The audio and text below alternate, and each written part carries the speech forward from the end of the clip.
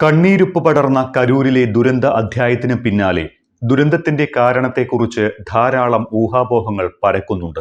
പക്ഷേ പ്രധാനമായും 4 കാരണങ്ങളാണ് കരൂരിനെ ദുരന്തഭൂമിയാക്കിയത് എന്നാണ് ലഭ്യമായ നിഗമനങ്ങളിൽ നിന്ന് മനസ്സിലാക്കുന്നത്. നാമക്കലിൽ നിന്ന് കരൂരിലേക്കുള്ള യാത്രക്കിടെ വിജയ് കാരവാൻ അടച്ച് ഉള്ളിലേക്ക് പോയതും നിർദ്ദേശം ലംഘിച്ച് ആളുകൾ പിന്തുടർന്നതും തെറ്റായ അനൗൺസ്മെന്റും ഇതിനെല്ലാം പുറമെ ജനക്കൂട്ടത്തിലേക്ക് മരക്കൊമ്പ് ഒടിഞ്ഞു വീണതും ദുരന്തത്തിന്റെ ആക്കം കൂട്ടിയിട്ടുണ്ട്. 10 മിനിറ്റ് കൊണ്ടായിരുന്നു എല്ലാം മാറിമറിഞ്ഞത്. ജനബാഹുല്യം കാരണം വളരെ പതിഞ്ഞ വേഗത്തിലായിരുന്നു കരൂരിലേക്കുള്ള യാത്ര. അതുതന്നെ 3.5 മണിക്കൂറിലധികം സമയമെടുത്താണ് പൂർത്തിയാക്കിയത്. കരൂരിലെത്തി വിജയ് പ്രസംഗം ആരംഭിച്ചു. 10 മിനിറ്റിനകം എല്ലാം തീർന്നു. ആളുകൾക്ക് ചിന്തിക്കാൻ സമയം കിട്ടുന്നതിന് മുൻപ് തന്നെ കരൂർ ദുരന്ത ഭൂമികയായി മാറിയിരുന്നു. പ്രിയ താരത്തെ കാണാനുള്ള തിരക്കിൽ ജീവൻ വെടിഞ്ഞത് 40 പേർക്ക്. നാമക്കലിൽ നിന്ന് പര്യടനം പൂർത്തിയാക്കി കരൂരിലേക്ക് തിരിച്ച പര്യടന യാത്രയുടെ വേഗം വളരെയധികം പതിഞ്ഞതായിരുന്നു.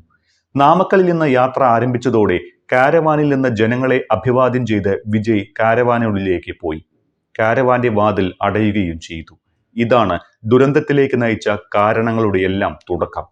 കാരവാന്റെ വാതിൽ അടഞ്ഞതോടെ അത്ര നേരം കാത്തിരുന്ന നിരവധി ആരാധകരും പ്രവർത്തകരും നിരാശരായി. നാമക്കലിൽ നിന്ന് കരൂരിലേക്ക് പിന്നെയും ആളുകൾ ഒഴുകിക്കൊണ്ടിരിക്കുന്നുണ്ടായിരുന്നു. 100 കണക്കിന് ആളുകളാണ് കാരവാനെ പിന്തുടർന്നത്. എന്നാൽ ഇത്തരത്തിൽ നടനെ പിന്തുടരുന്നത് ഒഴിവാക്കുക എന്ന ലക്ഷ്യത്തോടെയാണ് കാരവാന്റെ വാതിൽ അടച്ചത്. കാരവാനിന്റെ വശത്തെ ഗ്ലാസ് ഇട്ട ജനലിലൂടെയാണ് ആളുകൾ താരത്തെ കണ്ടിരുന്നത്. താരത്തെ കാണാതിരിക്കാനും ജനങ്ങൾ വാഹനത്തെ പിന്തുടരുന്നത് ഒഴിവാക്കാനുമായാണ് സംഘാടകർ ഗ്ലാസ് ജനൽ അടച്ചത്. പക്ഷേ ഇത് മണ്ടത്തരമായ തീരുമാനമായിരുന്നുവെന്ന് അധികം വൈകാതെ തെളിഞ്ഞു. ഇതോടെ ഇത്രയും നേരം കാത്തിരുന്നിട്ടും പ്രിയപ്പെട്ട താരത്തെ ഒന്ന് കാണാൻ പറ്റാതെ പോകുമോ എന്ന് പ്രവർത്തകർ കരുതി. കൂടുതൽ ആളുകൾ വാഹനത്തെ പിന്തുടരാനും ഇത് കാരണമായി. വിജയുടെ വാഹനത്തെ ആരും പിന്തുടരുത് എന്ന് കർശന നിർദ്ദേശം നൽകിയിട്ടുണ്ടായിരുന്നു. എന്നാൽ ഈ നിർദ്ദേശം ഒരിക്കൽ പോലും യാത്രയിൽ ഉടനീളം പാലിക്കപ്പെട്ടില്ല.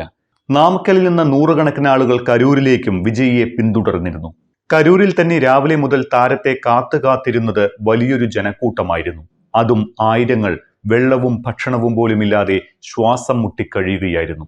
ഇതിനിടയിലേക്കാണ് നാമക്കലിൽ നിന്ന് കൂടി വാഹനത്തെ പിന്തുടർന്ന് പിന്നെയും ധാരാളം ആളുകൾ കരൂരിൽ തടിച്ചുകൂടിയത്. ഇത് ദുരന്തത്തിന്റെ വ്യാപ്തി കൂട്ടി. കരൂരിലെത്തിയപ്പോൾ രാത്രി 7 മണി കഴിഞ്ഞിരുന്നു. വിജയ് എത്തിയതോടെ തിരക്ക് വർദ്ധിച്ചു. പലരും തങ്ങളുടെ പ്രിയ താരത്തെ ഒന്ന് കാണാൻ തിക്കിത്തിരക്കി. കരൂരിൽ ആദ്യമുണ്ടായിരുന്ന ജനക്കൂട്ടത്തിനൊപ്പം നാമക്കലിൽ നിന്നെത്തിയ ആളുകളും കൂടിയായതോടെ തിരക്ക് ക്രമാതീതമായി വർദ്ധിച്ചു. ഇതോടെ പോലീസിനോ വിജയിയുടെ സുരക്ഷാ സേനയ്ക്കോ നിയന്ത്രിക്കാവുന്നതിനും അപ്പുറമായി തിരക്ക്.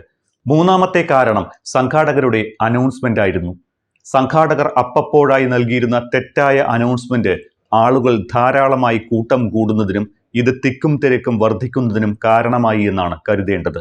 താരത്തെ കാണുന്നതിനും കേൾക്കുന്നതിനുമായി കിട്ടിയ സ്ഥലങ്ങളിലെല്ലാം ആളുകൾ കയറിയിരുന്നിരുന്നു. മരക്കൊമ്പുകളിലും മതിലിന് മുകളിലുമെല്ലാം ആളുകൾ നേരത്തെ കൂട്ടി കയറിയിരുന്ന് സ്ഥലം പിടിച്ചു. ഇതിൽ ഒരു മരക്കൊമ്പാണ് ദുരന്തത്തിന്റെ മൂല കാരണം. 10-ലധികം ആളുകൾ കയറിയിരുന്നിരുന്ന മരക്കൊമ്പ് പൊട്ടി വീണത് പൊടുന്നനെയായിരുന്നു. അതും വിജയ് കരൂരിലെത്തി പ്രസംഗം ആരംഭിച്ച് 10ാമത്തെ മിനിറ്റിൽ. ജനക്കൂട്ടത്തിനിടയിലേക്കാണ് മരക്കൊമ്പ് ഒടിഞ്ഞു വീണത്.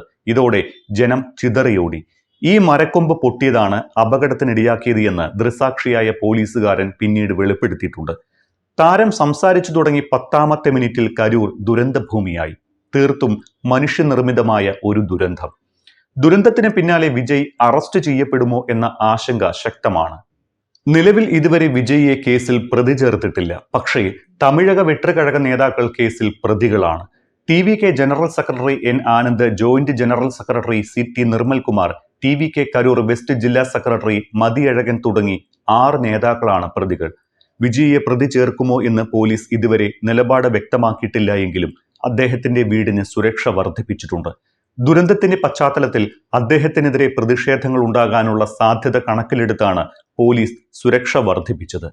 സംസ്ഥാനത്തെ എല്ലാ TVK ജില്ലാ സെക്രട്ടറിമാരുടെയും സുരക്ഷ വർദ്ധിപ്പിക്കാനും ഉന്നത പോലീസ് ഉദ്യോഗസ്ഥരുടെ നിർദ്ദേശമുണ്ട്.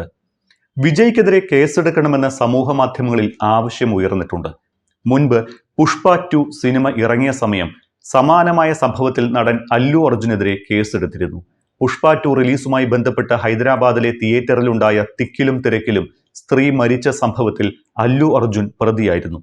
അല്ലുവിനെ അറസ്റ്റ് ചെയ്യുകയും ചെയ്തു.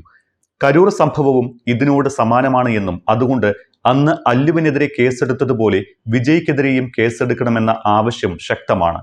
അതേസമയം ദുരന്തത്തെക്കുറിച്ച് സംസ്ഥാന സർക്കാർ പ്രഖ്യാപിച്ച ജുഡീഷ്യൽ അന്വേഷണം ആരംഭിച്ചിട്ടുണ്ട്. ദുരന്തത്തിൽ സ്വതന്ത്ര അന്വേഷണം ആവശ്യപ്പെട്ട് തമിഴക വെട്ടുകഴകം മദ്രാസ് ഹൈക്കോടതിയെ സമീപിച്ചിരിക്കുകയാണ്. അപകടത്തിന് പിന്നിൽ ഗൂഢാലോചനയുണ്ട് എന്നാണ് ഹർജിയിൽ പറയുന്നത്. റാലിക്കിടെ പോലീസ് ലാത്തി വീശിയെന്നും ദുരന്തം നടക്കുന്നതിനും തൊട്ടു മുൻപ് റാലിക്ക് നേരെ കല്ലേറുണ്ടായി എന്നും TVK സമർപ്പിച്ച ഹർജിയിൽ പറയുന്നു. ദുരന്തത്തിന് പിന്നിലെ ഗൂഢാലോചന അടക്കമുള്ള കാര്യങ്ങൾ സ്വതന്ത്രമായി അന്വേഷിക്കണമെന്നാണ് TVKയുടെ ആവശ്യം. കരൂർ സംഭവത്തിന്റെ പശ്ചാത്തലത്തിൽ TVKയുടെ എല്ലാ പരിപാടികളും റാലികളും നിരോധിക്കണമെന്നാവശ്യപ്പെട്ട് മറ്റൊരു ഹർജിയും മദ്രാസ് ഹൈക്കോടതിയിലുണ്ട്. കരൂരിൽ പരിക്കേറ്റ സെന്തിൽ കണ്ണൻ എന്നയാളാണ് ഹർജി സമർപ്പിച്ചിട്ടുള്ളത്. കരൂരിലുണ്ടായത് സാധാരണ അപകടമല്ലെന്നും ആസൂത്രണത്തിലെ പിഴവും കെടുകാര്യസ്ഥതയും പൊതുജനങ്ങളുടെ സുരക്ഷയിലുള്ള അനാസ്ഥയുമാണ് ദുരന്തത്തിന് വഴിവെച്ചത് എന്നുമാണ് സെന്തിൽ ആരോപിക്കുന്നത്. കരൂർ തമിഴ്നാടിന് ഒരു വലിയ പാഠമാകാൻ പോകുകയാണ്.